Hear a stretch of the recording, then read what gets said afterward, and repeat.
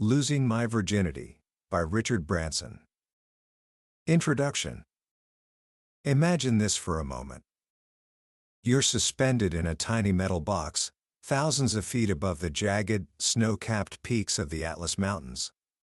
It's pitch black outside, and the only sound is the roar of the burners overhead and the frantic beeping of an altimeter that's telling you something you already know in the pit of your stomach. You are falling. Fast. 2,000 feet a minute. Then faster. Your ears pop, your stomach presses against your ribs. You and your two companions are hurtling toward the earth in what is essentially a giant, out-of-control party balloon, strapped to 6 massive tanks of explosive fuel. The trip is over. The only goal now is to survive the next 7 minutes. What do you do? Do you panic? Do you pray? If you're Richard Branson, you do something else. While your brilliant engineer climbs onto the roof of the falling capsule to jettison the fuel tanks, and while your veteran pilot fights the controls, you do what you've always done. You grab your notebook. And in the face of what feels like certain death, you write a letter to your children. Dear Holly and Sam, it begins. Life can seem rather unreal at times. Alive and well and loving one day. No longer there the next. As you both know, I always had an urge to live life to its full. That single moment, dangling between the sky and the earth, captures the essence of the man we're going to talk about today. It's a story of breathtaking risks, of facing down failure with an almost defiant sense of calm, and of an unshakable belief that life isn't a dress rehearsal. Today, we're diving into Richard Branson's remarkable autobiography, Losing My Virginity. This isn't just a book, it's an adventure story, a business masterclass, and a deeply personal look into the mind of one of the world's most iconic entrepreneurs. It has sold millions of copies, not because it's a manual on how to get rich, but because it's a manual on how to live. Branson is a man who started a magazine at 16 from a school phone booth, a dyslexic who struggled to read but somehow built a music empire, a man who took on giants like British Airways with a single airplane and a whole lot of nerve. And by the end of our time together, you're going to understand the simple, powerful philosophy that ties it all together. It's a philosophy that has nothing to do with business plans or spreadsheets, and everything to do with a 4-word mantra that has built a global empire. Screw it, let's do it. So, settle in. We're about to explore the story of a man who believes the biggest risk in life is not taking one at all. Book summary. Every great story has an origin, a moment where you can see the seeds of the future being planted. For Richard Branson, that origin story wasn't in a boardroom or a university lecture hall. It was in the muddy fields of the English countryside, with a mother who was determined to teach her children one thing above all else: independence. Imagine being 4 years old. Your mother stops the car a few miles from home, opens the door, and tells you to find your own way back across the fields. You get hopelessly lost, but you make it. A few years later, she wakes you up on a dark January morning and decides you should cycle 50 miles to your relative's house. She packs you a few sandwiches and an apple and tells you to find water along the way. When you finally return, exhausted but proud, expecting a hero's welcome, she barely looks up from chopping onions. "Well done, Ricky," she says. "Now, could you run along to the vicar's? He's got some logs that need chopping." This wasn't cruelty. It was a curriculum. His parents, Ted and Eve, were creating a world of constant, low-stakes challenges. They were teaching their children not to be afraid of being lost, of being tired, of facing the unknown. They were instilling a belief that you were capable of more than you thought. This wasn't just parenting, it was training for a life of entrepreneurship. Think about it. What is an entrepreneur if not someone who is comfortable with being lost? Someone who sets out on a journey without a perfect map, armed only with a destination in mind and the belief that they'll figure out the route along the way. That 50-mile bike ride was Richard's first startup. The goal was clear, but the path was uncertain. He had to rely on his own stamina and sense of direction. He was learning to be self-reliant. This unconventional education was fortunate, because in the conventional world of school, Richard was failing. He was dyslexic and short-sighted. He couldn't read the blackboard, and even when he could, the letters and numbers jumbled into a meaningless mess. In those days, dyslexia wasn't understood. You were just considered lazy or stupid, and at his boarding school, you were beaten for both. He was caned once or twice a week for poor classwork or for confusing the dates of famous battles. But this struggle gave him a hidden superpower. Because he couldn't rely on the written word or complex numbers, he had to develop other skills. He became a master of intuition, of reading people, of grasping the big picture instead of getting lost in the details. When someone sends him a business proposal today, he doesn't dwell on the fine print. His imagination grasps the core idea and expands on it. His so-called disability forced him to develop the very skills that would later make him a brilliant entrepreneur. His only saving grace in school was sports. He was captain of the football, rugby, and cricket teams. In the world of English public schools, being good at sports made you a hero. It was his first taste of success, his only arena to excel. But then, in a football match, a sliding tackle destroyed his knee. The doctor told him he wouldn't play sports again for a very long time. Just like that, his one area of excellence was gone. He was left with only his academic struggles. It was a devastating blow, one that could have broken him. But remember the lessons from his mother? You don't lie in bed feeling sorry for yourself. You find another way. Sidelined from the sports field and lost in the classroom, he found refuge in the school library. And there, surrounded by old leather-bound books, he started to write. Not essays or schoolwork, but wild, imaginative stories. He began to channel his energy not into running, but into creating. It was in that library that he met another boy, Jonathan Holland Gems, or Johnny. Johnny was worldly, sophisticated, and deeply interested in the world of newspapers and journalism. Through him, Richard started to see a new path. He began to think that if he couldn't excel within the system, maybe he could challenge the system itself. He and Johnny were fed up with the archaic rules of their school, Stowe. Things like compulsory chapel, corporal punishment, and being forced to watch school matches on a Saturday afternoon. Richard wrote to the headmaster, suggesting they could be doing something more useful, like cleaning windows for the elderly. The headmaster suggested he air his views in the school magazine. But that wasn't enough. The school magazine was part of the establishment. They wanted to create something new, something that would connect students from different schools and challenge the old ways of thinking. And so, at the age of 15, the idea for Student Magazine was born. This is where the story truly begins. Because what happened next wasn't just about starting a magazine. It was about learning, in real time, every single lesson of entrepreneurship. Richard had no money, no office, and no experience. His headquarters was a school phone booth. He quickly discovered a trick. If he called the operator and claimed the machine had taken his money, she would connect him for free. Better yet, she would announce his calls with the air of a professional secretary. "I have Mr. Branson for you." Imagine that. A 15-year-old boy, in a cold phone booth, calling up the heads of major corporations. He had no product, just an idea. But he had something more powerful: audacity.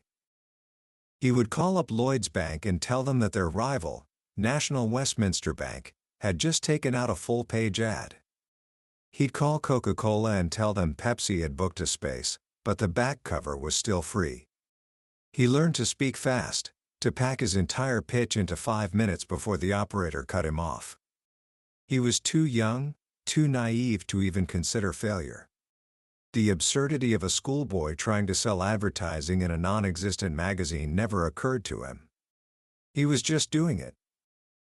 His mother, Eve, ever the supporter of a grand challenge, lent him £4 for phone calls and postage. His schoolwork went from bad to worse, but he was giving himself a real-world MBA in confidence and salesmanship.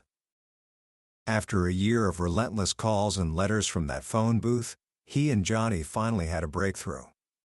They secured a £250 check for an advertisement. The illustrator Gerald Scarfe agreed to do a cartoon. Suddenly, Student Magazine was moving from a dream in a notebook to a tangible reality. When Richard left Stowe at 16, his headmaster's parting words were, "Congratulations, Branson. I predict that you will either go to prison or become a millionaire." It was a prophecy that would come dangerously close to being true, on both counts. With school behind him, Richard and Johnny moved into the basement of Johnny's parents' house in London. It was dark, damp, and chaotic, littered with papers and fish and chip wrappers. This basement became the first real Virgin office. They were always hungry, sometimes raiding the fridge upstairs. His mother would occasionally burst in with a Red Cross delivery of food, and once, she brought them £100 in cash. She had found a necklace on the road, handed it to the police, and when no one claimed it, they gave it back to her. She sold it and gave the money to the boys. That £100 paid their bills and kept the dream alive for months. They managed to get interviews with rock stars like Mick Jagger and John Lennon. These weren't polished, professional interviews. They were awkward, funny, and refreshingly real. They were just kids talking to their heroes. But these names gave the magazine credibility. The operation was pure chaos, but it was a creative, collaborative chaos. Friends and friends of friends started showing up at the basement, wanting to be involved.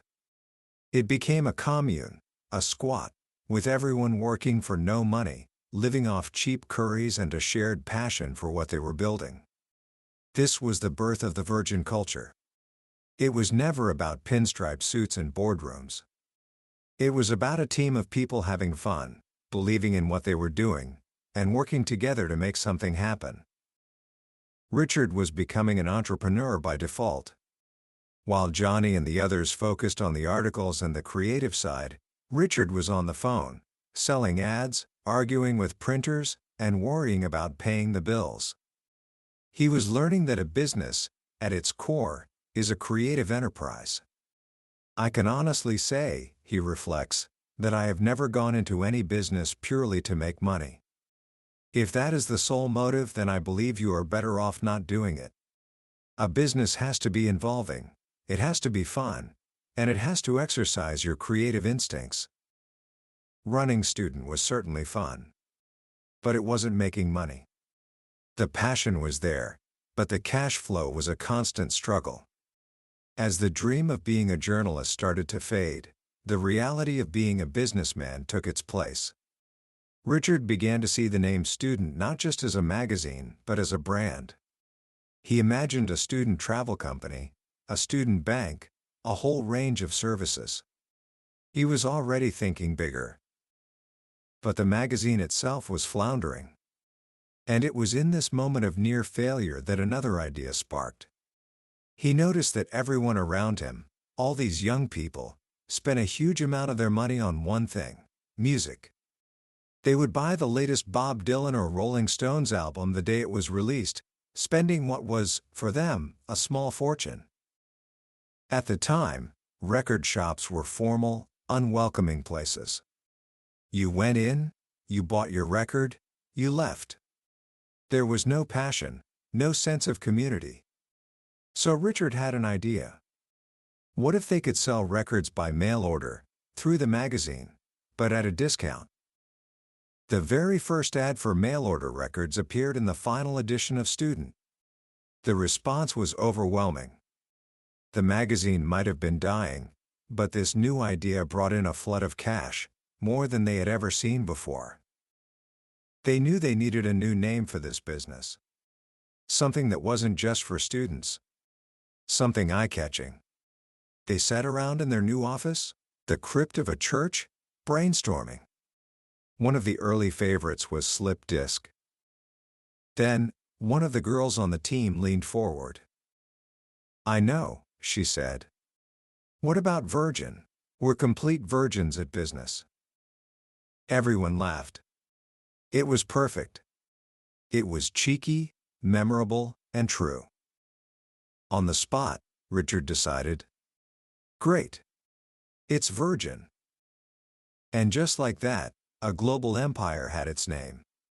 Looking back, he jokes, "I'm not sure that Slip Disc Airways, Slip Disc Brides or Slip Disc Condoms would have had quite the same appeal." The mail-order business thrived. Customers sent their money in first, which provided the capital to buy the records. But in 1971, disaster struck. The post office workers went on strike. For a mail-order business, this was a death sentence. No mail meant no orders, no money, and no way to send out records. They were about to go bust. They had to do something, and they had to do it fast. Within a week, they decided to open a physical shop.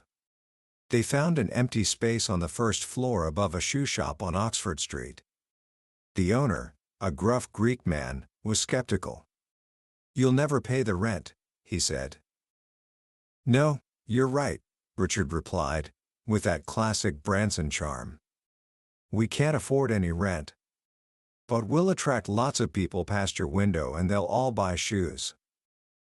They struck a deal. They could occupy the space for free until someone else came along who was willing to pay. Within 5 days, they had built shelves, thrown some cushions on the floor, and set up a till.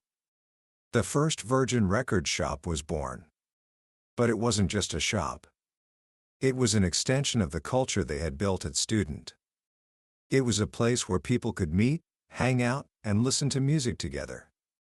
You weren't rushed out the door.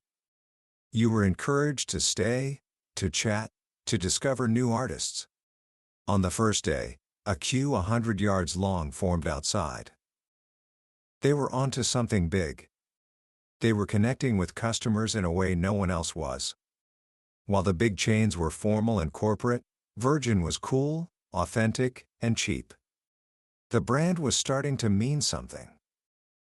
Richard, however, was already looking at the next step.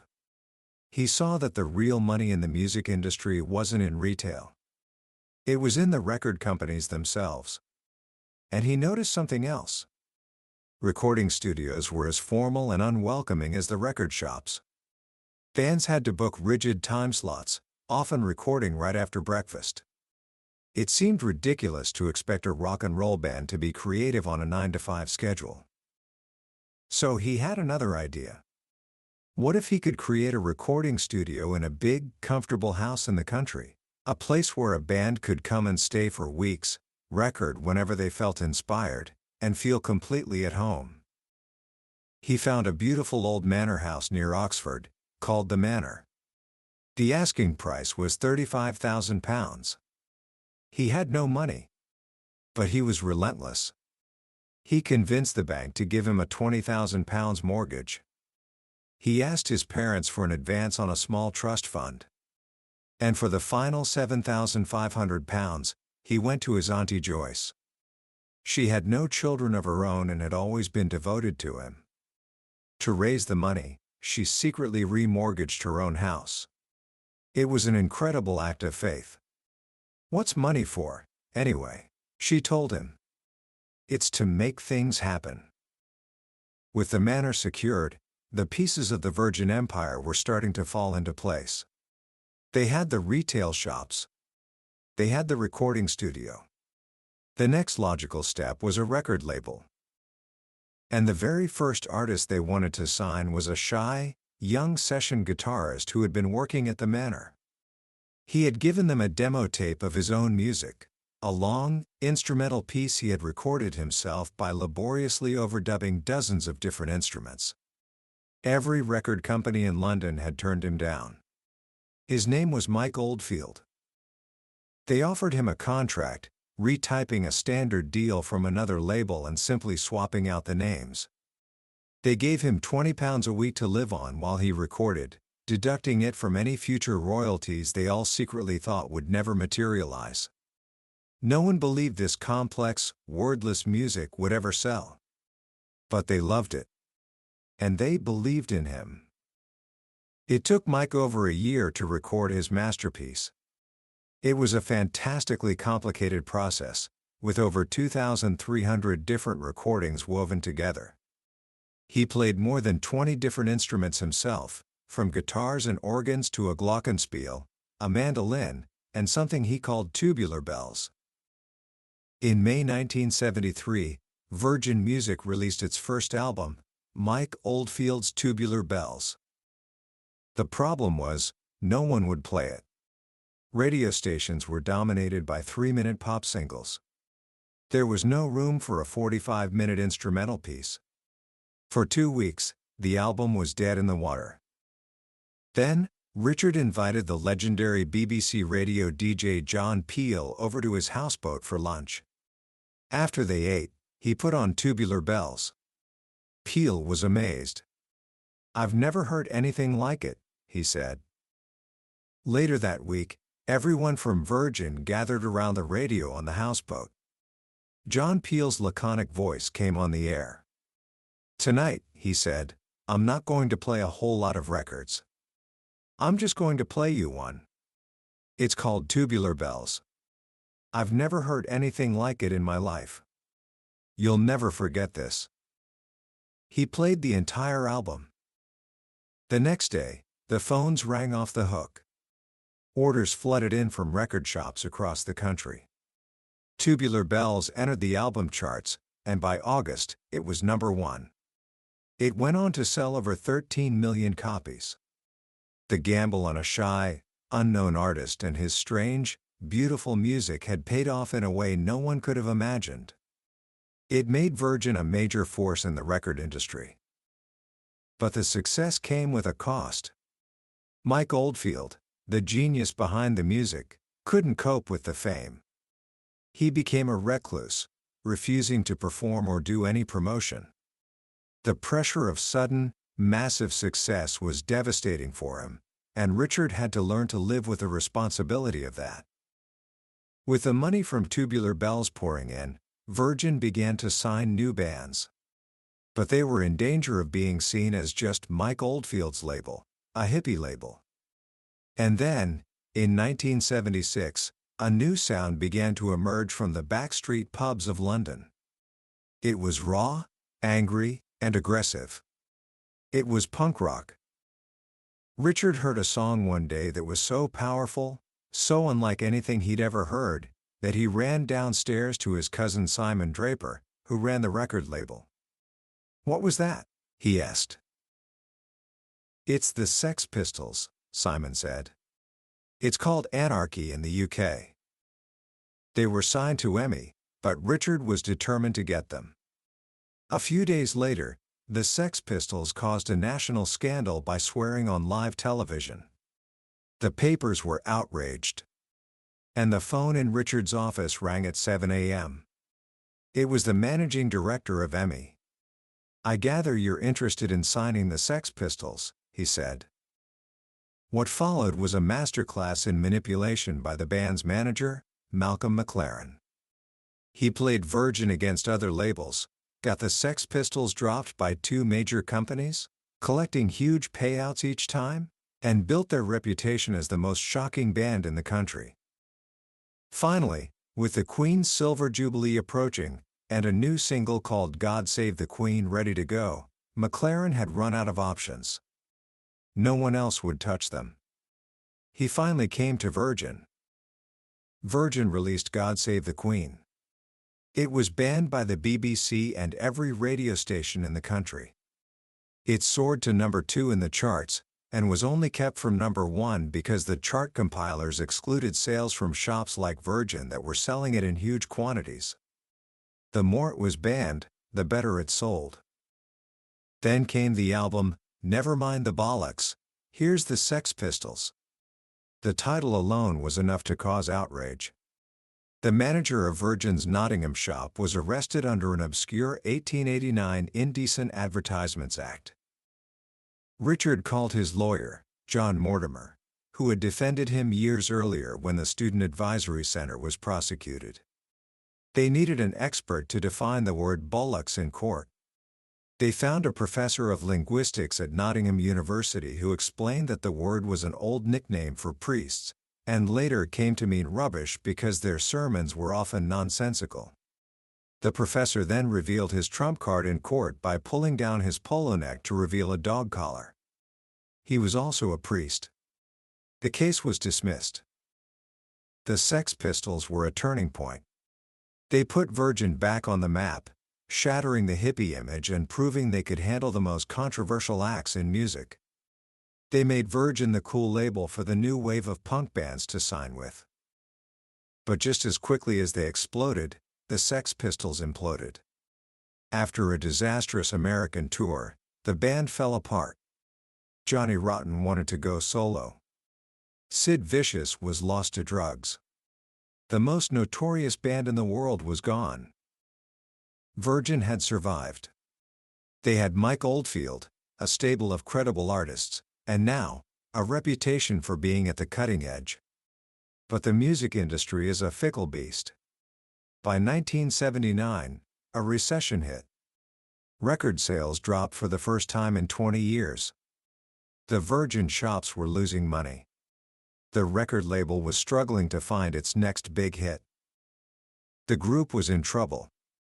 At a crisis meeting, his partners argued that they should drop all their unprofitable bands and just rely on Mike Oldfield. But Richard has always believed that the only way to get out of a crisis is not to contract, but to expand. He felt they had to take one last risk, to find another band that could break them back into the big time. He backed Simon Draper's gut feeling on two new, synthesizer-based bands, The Human League and Orchestral Maneuvers in the Dark. He also signed a solo deal with a drummer from Genesis, a musician named Phil Collins. These were huge gambles at a time when the company was running out of cash. The tension was so great that it led to the departure of his oldest friend and partner, Nick Powell. Nick thought Richard was being reckless, leading the company into bankruptcy. He wanted to protect what was left. Richard felt he had to risk it all to save it. They went their separate ways, but remained friends. It was a lonely, terrifying time. The company was on a knife edge. And then, Simon's predictions came true. The Human League's third album, Dare, went to #1 and sold millions around the world. Phil Collins' debut solo album, Face Value, was an enormous success. And then came Culture Club. Their frontman, a beautiful young drag queen named Boy George, was an instant sensation. After one appearance on television, their single Do You Really Want to Hurt Me? Shot to #1. Their album sold 4 million copies.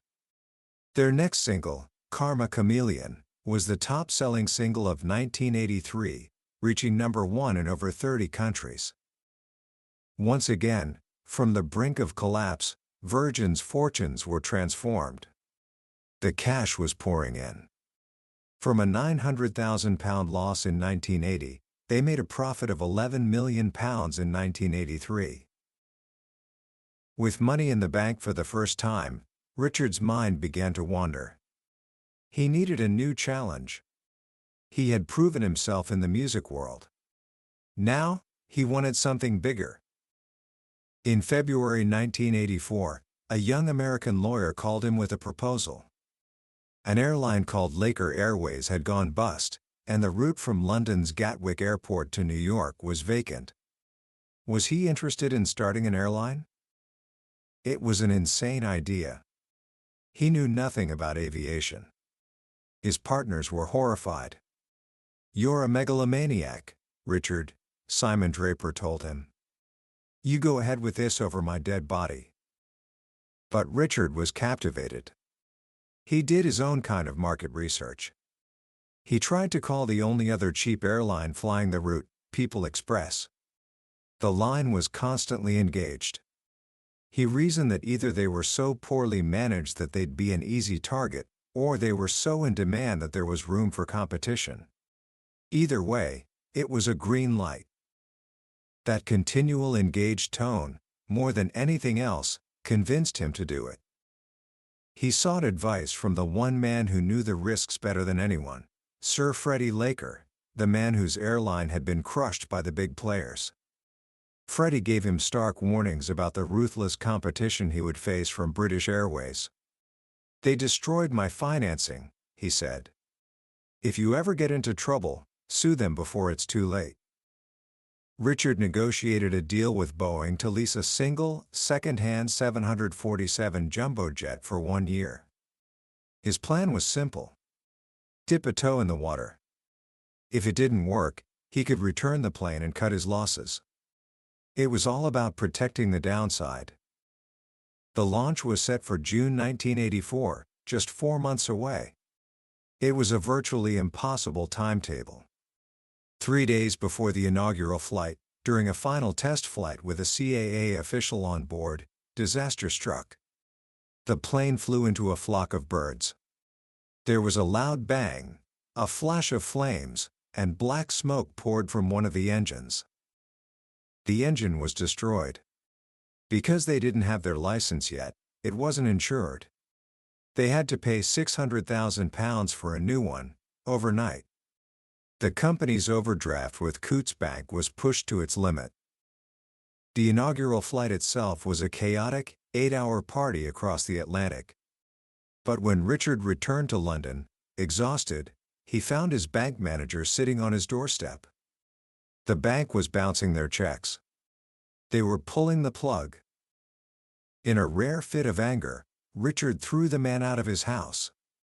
The entire Virgin Group was on the verge of collapse, all because they were £300,000 over their limit, with a check for £6 million due to arrive any day. They survived by a thread, pulling in cash from their overseas record companies just in time. But the crisis was a wake-up call. The Virgin Group was living too dangerously. They needed to restructure, to bring in outside investors, to become a more serious company. This led to the decision in 1986 to float Virgin on the stock market. It was a huge success, attracting more applications from the public than any other debut issue apart from the massive government privatizations. But Richard immediately began to regret it. He hated the formality, the endless meetings with city analysts, the pressure for short-term profits. He felt he was losing control of his own company. He was spending more time explaining what he was doing than actually doing it. In many ways, he reflects, 1987, our year of being a public company, was Virgin's least creative. The final straw was the stock market crash of October 1987. The value of Virgin's shares was nearly halved, despite the company's profits having doubled. It made no sense to him. The city simply didn't understand his business. So, in 1988, in a move that stunned the financial world, he led a management buyout to take the company private again. He offered the shareholders the same price they had paid at the flotation, ensuring no one lost money. His reputation remained intact. But the company was now saddled with a staggering £300 million of debt. Everything was up for sale. The pressure was immense. To raise cash, he sold off chunks of the business, bringing in partners. He sold 10% of the airline to a Japanese travel group. He sold 25% of Virgin Music to another Japanese company, Fujisankei, for $150 million. This deal alone proved how much the city had undervalued the company.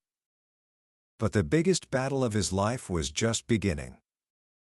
With the Gulf War in 1990, the airline industry was plunged into crisis.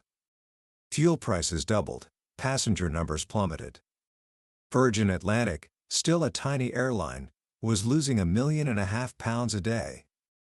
Rumors began to circulate, subtle at first, then more persistent, that Virgin was in financial trouble. Richard started getting strange calls from journalists, asking about drugs at his nightclub, heaven, and then, in the same breath, about the airline's finances. He heard that Lord King, the chairman of British Airways, was telling people at private lunches that Virgin was about to collapse. Then came the proof. A BA employee contacted them, revealing that a special management team had been set up to undermine the Branson image. They were told to destroy any files with references to Virgin. This was more than competition. This was a deliberate, systematic campaign to put them out of business. BA staff were accessing Virgin's confidential booking information through the shared computer systems. They were calling Virgin passengers at home, pretending to be from Virgin, and telling them their flight was canceled or overbooked, then offering them a seat on a BA flight instead. They were poaching passengers right at the check-in desk. Richard wrote to Lord King, hoping to stop it. The reply was dismissive and arrogant. He wrote to the non-executive directors. They closed ranks. BA flatly denied everything, calling his allegations utterly without foundation and a publicity stunt. In their own internal newspaper, distributed to all their staff, they called him a liar. And that was the final straw. He decided to sue them for libel. It was a colossal gamble. The case was dubbed the mother of all libel trials. VA was a corporate giant with bottomless legal resources. Virgin was still fighting for survival. But Richard knew he had to fight. His reputation, and the future of his airline, was on the line. The pressure was unbearable. The banks were getting nervous again. The legal battle was draining their time and money. Just as in 1980, they were facing a choice: contract or expand. It was at this moment that the chance to sign Janet Jackson came up. She was the world's top female singer. Signing her would be a massive statement, confirming Virgin Music's status as a global player and silencing the rumors about their financial weakness. But it would cost a fortune, money they didn't have. Richard decided to break all the rules. He offered her $25 million for a single album, an unprecedented amount. The bank, miraculously, agreed to fund it. They scraped the money together, and Janet signed. But the underlying problem remained. The airline was still bleeding cash, propped up by the record company. The legal battle with BA was looming. Something had to give. With a heavy heart, Richard made the most painful decision of his life. He decided to sell Virgin Music, the company he had started from a church crypt, the company that was the heart and soul of the Virgin Empire. In March 1992, Thornemy bought Virgin Music for $1 billion. The day the deal was announced, Richard went to see the staff at the record company. He tried to speak, but broke down in tears. He couldn't tell them the real reason for the sale, that he was sacrificing the record company to save the airline. If he admitted the airline's weakness, it would scare away passengers and the banks would foreclose. He had to let them think he had simply cashed in. He left the room and ran down the street, tears streaming down his face, past a newspaper stand with a headline that read, "Branson sells for £560 million cash." The sale saved Virgin. The debt was gone. Virgin Atlantic was secure. And now, he could focus all his energy on the fight with British Airways. The court case never happened. Just before the trial was due to start, BA collapsed. Their lawyers told them they had no hope of winning. They paid £500,000 to Richard personally and £110,000 to the airline in the largest uncontested libel settlement in British legal history. They issued a full, public apology. Richard gave his personal damages to the Virgin Atlantic staff, as a BA bonus. It was a total, public vindication. The grinning pullover had taken on the giant and won. The battle was over. Virgin had survived. And now, for the first time in his life, Richard Branson was truly free. Free from debt, free from the banks, free to follow his instincts wherever they might lead. And that is where the next chapter of the Virgin story truly begins. With the freedom and the funds to turn a brand into an empire, to take on new industries, from trains and mobile phones to cola and finance, and eventually, to look beyond business towards some of the world's biggest challenges, climate change, disease in Africa, and even the final frontier of space. His life has been a series of ever-escalating challenges, each one seeming more impossible than the last. But through it all, the guiding principle has remained the same. It's the lesson he learned as a boy on that lonely 50-mile bike ride. You just have to keep pedaling, believe you can make it, and never, ever be afraid to get a little bit lost along the way. Commentary. So, what do we take away from this incredible journey? When you distill it all down, Losing My Virginity isn't just a collection of wild stories, it's a profound lesson in a different way of thinking about business and life. First, and perhaps most importantly, is the idea of fun as a serious business strategy. Richard Branson has built his entire empire on the belief that if you're not enjoying what you do, you're in the wrong business. This isn't just about having parties and publicity stunts. It's about creating a culture where people are passionate, motivated, and feel like they are part of something exciting. He understood early on that happy employees lead to happy customers, which in turn leads to happy shareholders, in that order. It's a simple idea, but one that so many companies get backward. Second is his relentless focus on the customer. From the first record shop with its beanbags and free coffee, to the limousines and onboard massages on Virgin Atlantic, every venture has been about looking at an industry, seeing where the customer is getting a bad deal, and turning it upside down. He doesn't invent new products, he reinvents the customer experience. He asks a simple question: how can we make this better, more fun, and offer better value for money? That question has been the engine of Virgin's growth for over 50 years. And third, there's his unique approach to risk. People see the balloon flights and the speedboat dashes across the Atlantic and they think he's a reckless gambler. But that's a misunderstanding of his philosophy. With every single venture, his first question is always, what's the downside? When he started the airline, he leased the plane for only 1 year so he could give it back if it failed. When he launched Virgin Cola, he structured the deal so there was minimal financial risk. He takes big, bold risks, but he always protects the downside. He's not afraid to fail, but he's careful to ensure that if he does fail, it won't be catastrophic. It's a lesson in calculated courage. So, what can you, as a young, ambitious person, take from this? Here are 3 simple things. First, just start. Richard Branson didn't have a grand plan when he was 16. He just had a problem he wanted to solve, boring school rules, and he started a magazine from a phone booth. Don't wait for the perfect idea or the perfect plan. Start something small, something you're passionate about, and learn as you go. Second, challenge the status quo. Look around you. What industry, what product, what service is tired, overpriced, or just plain boring? Where are customers being taken for granted? That's where opportunity lies. Don't be afraid to be the small player that gives the giants a run for their money. As Branson has shown, being the underdog can be your greatest strength. And finally, never underestimate the power of people. Business is not about spreadsheets and balance sheets.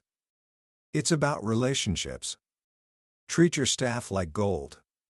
Listen to your customers. Be loyal to your friends. Branson's story is filled with moments where an act of kindness or a relationship of trust made all the difference, from his Auntie Joyce remortgaging her house to the anonymous tip-off that saved him from prison. In the end, it's the people around you who will lift you up. That was a look at Losing My Virginity by Richard Branson. We've explored the highlights today, but I'll be honest with you, a summary can only ever be a map. The real treasure is found when you make the journey yourself.